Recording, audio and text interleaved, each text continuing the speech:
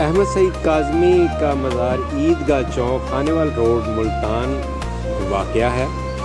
ان کی ولادت 13 مارچ 1913 امروہہ انڈیا میں ہوئی اور وصال آپ نے 26 رمضان المبارک بمطابق 4 جون 1986 میں ملتان میں ان کی وفات ہوئی۔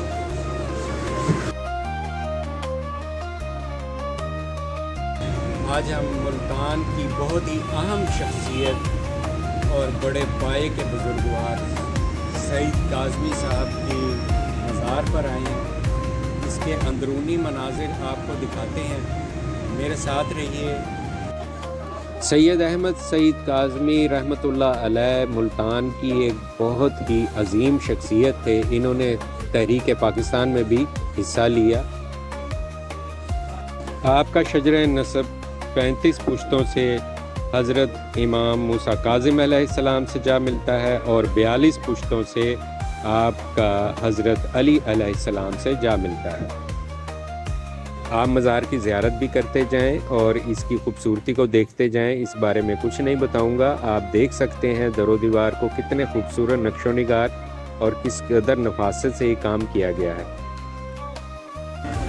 تو ویور، جہاں سادات کا ذکر آتا ہے وہاں نبی کی اولاد کا ذکر تو بہت ضروری ہے۔ اس بارے میں ایک چھوٹا سا آپ کو میں واقعہ شیئر کرنا چاہتا ہوں، شاید آپ کے علم میں اضافہ ہو، اور ضرور کمنٹ سیکشن میں بتائیں کہ میری یہ کاوش آپ کو کیسی لگی اور آپ کو یہ واقعہ پہلے معلوم تھا یا نہیں۔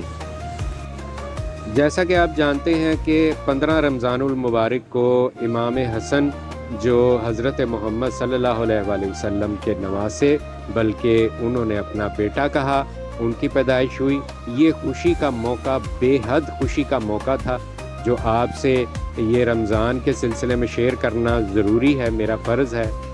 تو آپ میرے ساتھ رہیے اور آگے چل کر میں آپ کو ان کے بارے میں کچھ تھوڑی بہت معلومات ضرور مہیا کروں گا۔ ہمارے پیارے نبی صلی اللہ علیہ وآلہ وسلم نبوت کے اعلان سے پہلے بھی حضرت ختیجہ علیہ السلام سے آپ کا عقد ہوا، جس سے قاسم، طاہر، طیب اور عبداللہ کے نام سے جو بیٹے پیدا ہوئے وہ شیر خواری میں ہی اللہ کی طرف واپس بلا لیے گئے۔ اس پر آپ کے مخالفین نے آپ کو طعنے دینے شروع کر دیے کہ محمد نعوذ باللہ اب بے نام و نشان رہے گا، ان کی نسل کا خاتمہ ہو چکا ہے۔ اس پر سورہ کوثر نازل ہوئی اور جبرائیل نے فرمایا کہ یہ کہنے والے خود بے نام و نشان رہیں گے، اور کچھ ہی دنوں بعد ام فضل نے یہ خواب دیکھا کہ میرے گھر میں محمد صلی اللہ علیہ وآلہ وسلم کا ایک ٹکڑا صحن میں آ گیا ہے اور ہر طرف روشنی ہی روشنی ہے۔ آپ نے نبی کریم صلی اللہ علیہ وآلہ وسلم سے ایک خواب کی تعبیر پوچھو، انہوں نے فرمایا کہ چند دنوں بعد میرے جگر کے ٹکڑے حضرت فاطمہ علیہ السلام کے ہاں ایک بیٹا پیدا ہوگا اور جسے تم ہی پرورش کرو گی۔ مدینہ منورہ میں سب سے پہلی جو خوشی منائی گئی وہ امام حسن کی ولادت پر تھی، اور امام حسن کی ولادت نے ثابت کر دیا کہ سورہ کوثر میں جو آیت نازل کی گئی اس کا ترجمہ آپ نے پیدائش کے بعد اس کو سچا ثابت کر دیا، اور نبی کریم نے آپ کو گود میں لے کر ان لوگوں کو جو آپ کو طعنے دیتے تھے ان کو فرمایا کہ یہ دیکھو، یہ ہے میری نسل، یہ ہے میری اولاد جو قیامت تک زندہ رہے گی اور میرا نام لے کر آگے بڑھے گی۔ ویورز، یہ کہنا 100% صحیح ہوگا کہ امام حسن کی ولادت کی خوشخبری کے طور پر سورہ کوثر نازل کی گئی اور نبی کریم صلی اللہ علیہ وآلہ وسلم کو یہ خوشخبری دی گئی کہ عنقریب آپ صاحب اولاد کہلائیں گے۔